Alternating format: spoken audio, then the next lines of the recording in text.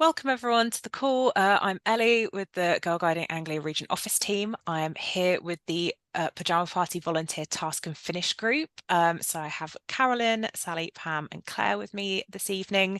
And I'm now going to pass over to Claire, our Deputy Chief Commissioner, for some more information to start with. Thank you, Ellie, and hello everyone.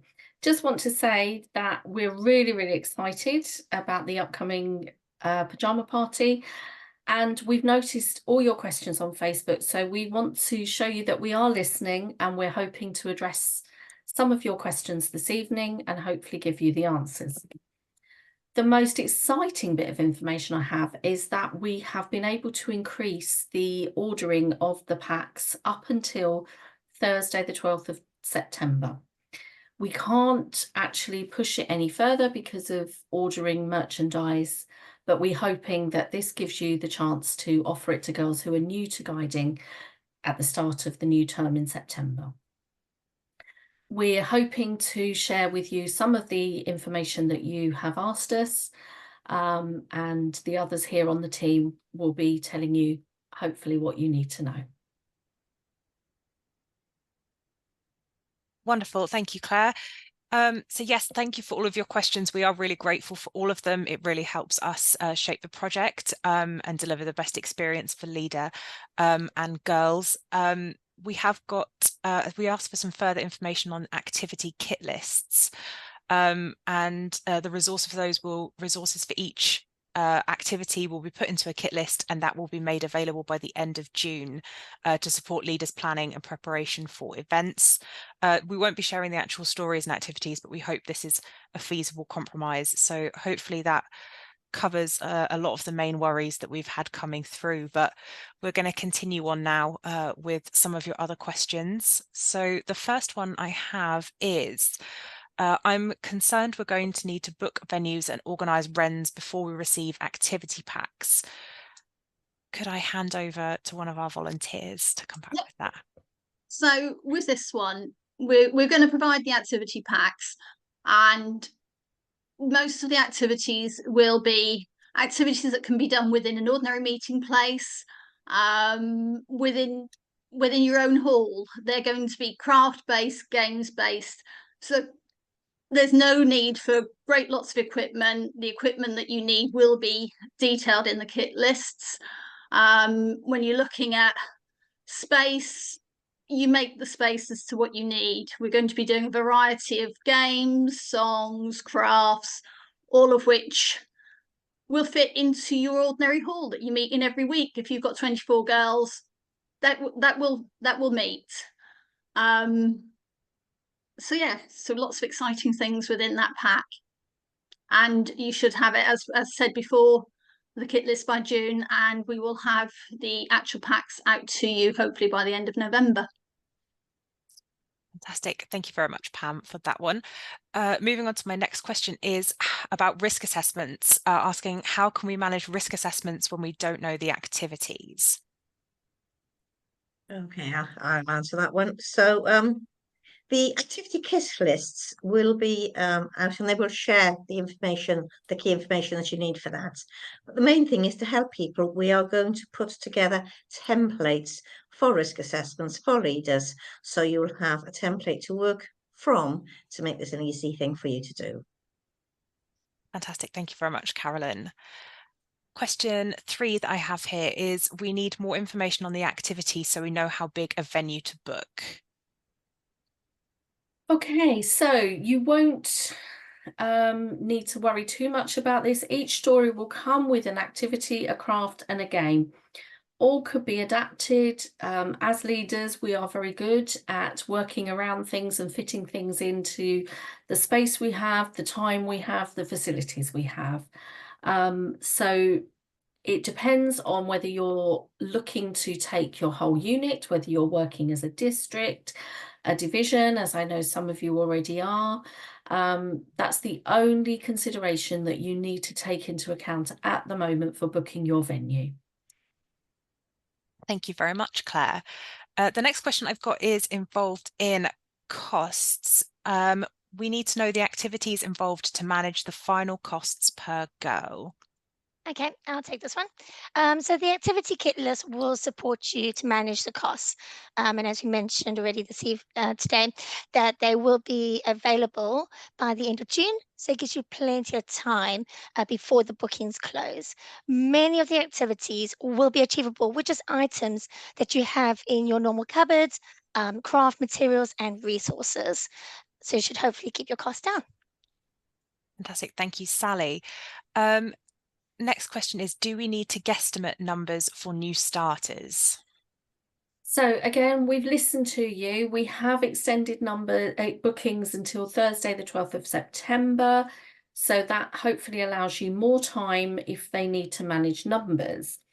As I said before, we can't push that any further because due to supplier deadlines for merchandise and for some of the things that will go in the activity packs, that is the latest that we can make that deadline.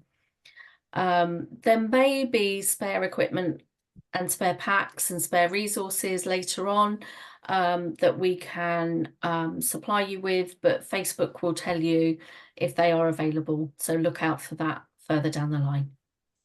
Yes, that was particularly popular with our Super Rainbows event that we did, 2022. Sally, I'm looking at you because you were on the Task and Finish group for that one as well. Yes, so leaders are exceptionally good at using the Facebook group, the Pyjama Party Facebook group, to share any leftovers that they have, any bits and pieces they want. So that is a great place to be if you do need any extra bits and pieces. Our next question, when will we know what's in the activity girl and leader packs? With this, we're going to try and leave some of it as a surprise because we all like surprises.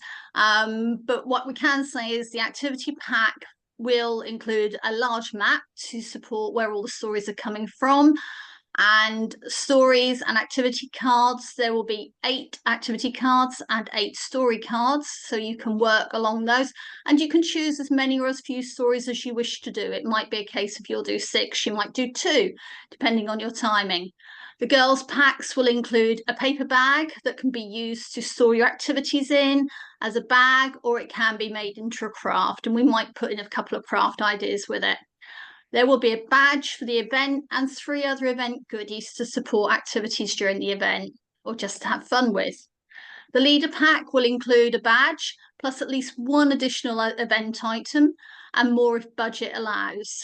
And some leaders are asking, can they order a girls pack instead of a leader pack?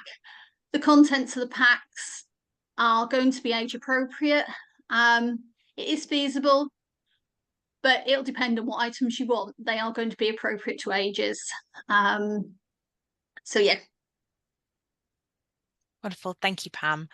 So the next question I have is about badges, asking if you can just order the badges to save money.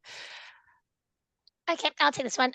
Unfortunately, no. The badges are awarded for completing the challenge, so we'll not be selling them separately. Thank you, Sally. I have another question for you, which is, do we need to make payment for the packs when we confirm numbers?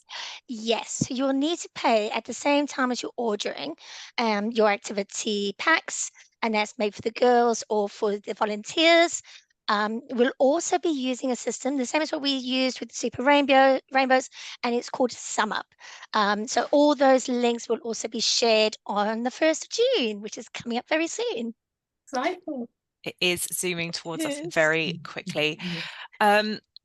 So my next question I've got here, it sort of appears to be three rolled into one, so prepare for this one.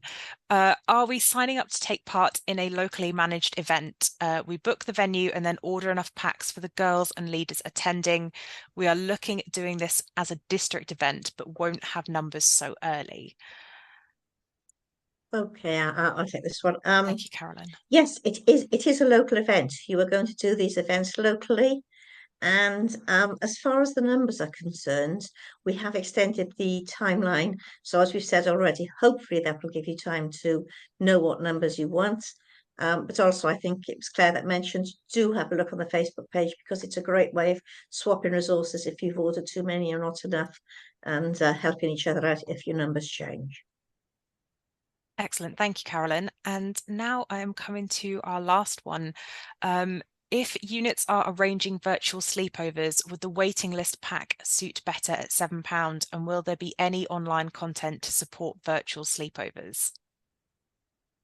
Thank you, Ellie. So that's a really, really good question. And I think that's something that we as a team need to think about and look at.